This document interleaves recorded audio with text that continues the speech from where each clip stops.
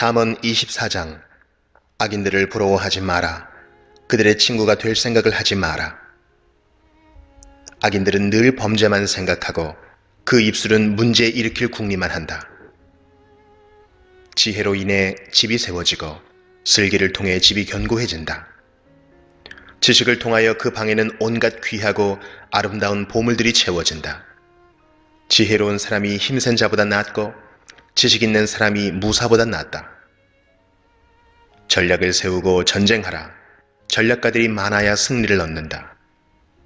지혜는 미련한 자에게는 너무 높이 있어서 성문 앞 광장에서 할 말이 없다. 남을 해할 음모를 꾸미는 자는 음모자라 불린다. 미련한 자는 범죄할 생각만 하고 거만한 자는 사람들에게 혐오의 대상이 된다.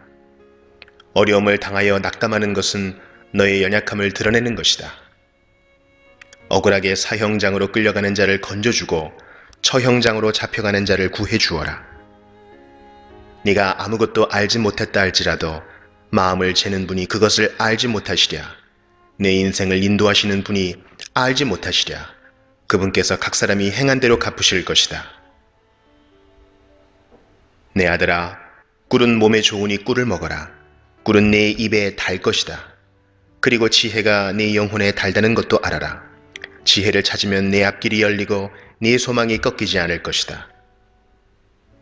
악인처럼 의인의 집을 숨어서 엿보지 말고 그의 집을 망가뜨리지 마라. 의인은 7번 넘어져도 다시 일어나지만 악인은 재앙이 닥치면 망하고 만다. 네 원수가 넘어질 때 고소하게 여기지 마라. 그가 비틀거려도 기뻐하지 마라. 여호와께서 그것을 보시고 불쾌히 여기시어 그에게서 진노를 거두실까 두렵다. 악인 때문에 불평하지 마라. 악인을 부러워하지 마라. 악인은 장래에 소망이 없다. 악인의 등불은 곧 꺼질 것이다. 내 아들아, 여호와를 경외하고 왕을 두려워하여라. 반역자들과 어울리지 마라. 하나님과 왕을 반역하는 자들에게 갑자기 재앙이 내리리니 그들에게 임할 재앙을 누가 막겠는가? 이것도 지혜자의 말씀이다. 재판할 때 편드는 것은 옳지 않다. 죄인에게 너는 죄가 없다 하고 선고하는 자는 백성의 저주를 받고 여러 사람의 비난을 면치 못할 것이다. 죄인을 바로 재판하는 자는 형통할 것이며 축복이 그들에게 풍성히 임할 것이다. 적절하게 대답하는 자는 입술에 입맞춤하는 것과 같다. 바깥일을 잘 처리하고 밭일도 잘한 후에 네 집을 세워라. 근거 없이 네 이웃에게 불리한 증언을 하지 말고 네 혀를 놀려 남을 속이지 마라. 그가 나에게 행한 대로 나도 행하고 그가 행한 대로 나도 갚을 것이다 하고 말하지 마라. 내가 게으른 자의 밭과 미련한 자의 포도원을 지나가 보니 가시덤불이 사방을 덮고 잡초가 무성하였으며 돌담은 여기저기 무너져 있었다. 내가 유심히 관찰하고 생각을 많이 하여 깨우친 것이 많았다. 좀 더 자자, 좀 더 졸자, 좀 더 쉬자. 그러면 가난이 강도 때처럼 궁핍이 군사들처럼 너를 덮칠 것이다.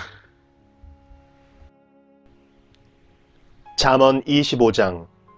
이것들도 솔로몬의 잠언으로서 유다왕 히스기야의 신하들이 모은 것입니다. 이를 숨기는 것은 하나님의 영광이요 이를 잘 살피는 것은 왕의 영광이다. 하늘은 높고 땅은 깊듯이 왕의 마음은 헤아리기 어렵다.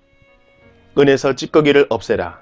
그래야 금속 세공업자가 쓸만한 은그릇을 만들 수 있다. 왕 앞에서 악한 자를 없애라. 그러면 의를 통하여 왕위가 굳게 세워진다. 왕 앞에서 잘난 체하지 말고 높은 관리들 자리에 끼어들지 마라. 말석에서 상석으로 올라오라고 초대받는 것이 대중 앞에서 말석으로 쫓겨내려가는 것보다 훨씬 낫지 않겠는가? 네가 눈으로 본 것을 조급하게 법정에 알리지 마라. 나중에 네 이웃이 너를 망신시키면 어떻게 할 것이냐? 너는 이웃과 다툴 때 남의 비밀을 말하지 마라. 그것을 듣는 자가 너를 망신시킬 것이요 나쁜 평판이 너를 계속 따라다닐 것이다. 경우에 합당한 말은 은쟁반에 놓여진 금사과와 같다. 지혜자의 책망은 들을 줄 아는 귀에 금 귀고리와 순금 목걸이 같다. 믿을 만한 심부름꾼은 그를 보낸 주인에게 추수하며 땀 흘릴 때에 마시는 얼음물 같아서 그 주인의 마음을 시원하게 한다. 선물한다고 말만 하는 사람은 비 없는 구름과 바람 같다. 끈기 있게 설득하면 통치자의 마음도 움직이고 부드러운 혀는 뼈도 녹인다. 꿀을 찾았거든 먹을 만큼만 먹어라. 너무 많이 먹으면 토할 것이다. 이웃집에 너무 들락거리지 마라. 그가 실증내고 미워할까 두렵다. 자기 이웃을 해치고자 거짓 증언하는 사람은 몽둥이나 칼, 날카로운 화살과 같다. 어려울 때 신용이 없는 사람을 의지하는 것은 썩은 이나 다친 발을 의지하는 것과 같다. 마음이 무거운 자 앞에서 노래하는 것은 추운 날 남을 발가벗기는 것과 같고 터진 상처에 식초를 붓는 것과 같다. 네 원수가 굶주리거든 그에게 먹을 것을 주어라. 목말라 하거든 마실 물을 주어라. 그리하면 그는 머리에 숯불을 둔 것 같이 부끄러워하고 여호와께서는 네게 상을 주실 것이다. 북풍이 비를 몰고 오듯 험담하는 혀는 분노를 초래한다. 옥상 한 구석에서 사는 것이 다투는 아내와 같이 사는 것보다 낫다. 먼 나라에서 보내온 좋은 소식은 목마른 영혼의 냉수와 같다. 의인이 악인에게 굴복하는 것은 우물이 흐려지고 샘이 썩는 것과 같다. 꿀을 너무 많이 먹으면 몸에 해롭고 자기 영광을 구하는 것도 명예롭지 못하다. 자기를 다스리지 못하는 자는 성벽이 무너진 성과 같다. 잠언 26장.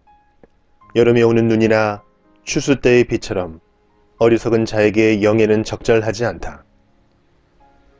근거 없는 저주는 참새가 퍼덕거리고 제비가 쏜살같이 날아가는 것처럼 상대방에게 미치지 못한다.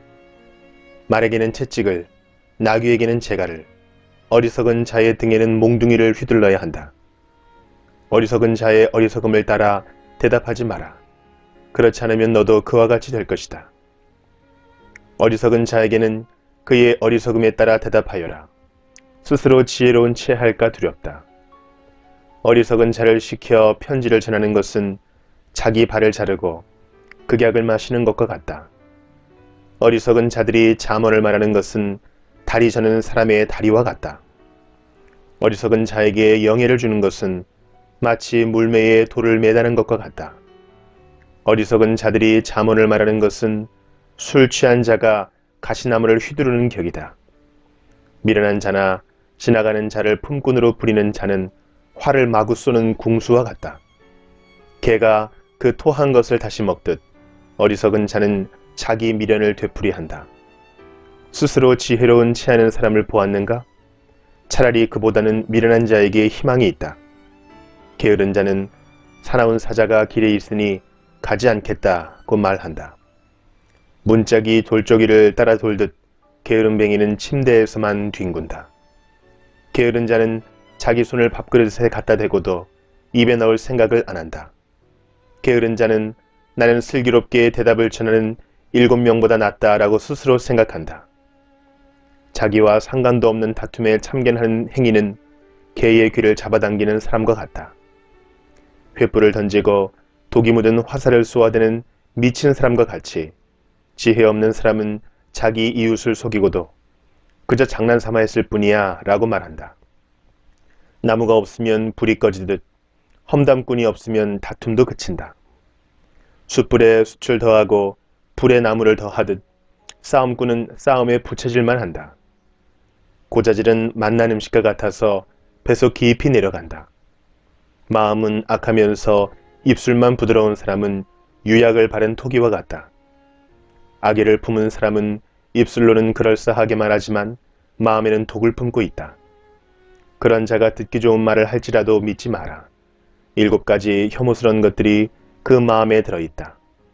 그의 악의가 교묘하게 숨겨져 있다 해도 그의 악한 생각이 회중 앞에서 드러날 것이다. 함정을 파는 자는 자신이 그곳에 빠질 것이요 돌을 굴리는 자는 그 돌에 치일 것이다. 거짓말하는 혀는 상대를 미워하고 아첨하는 입은 상대를 파멸로 이끈다.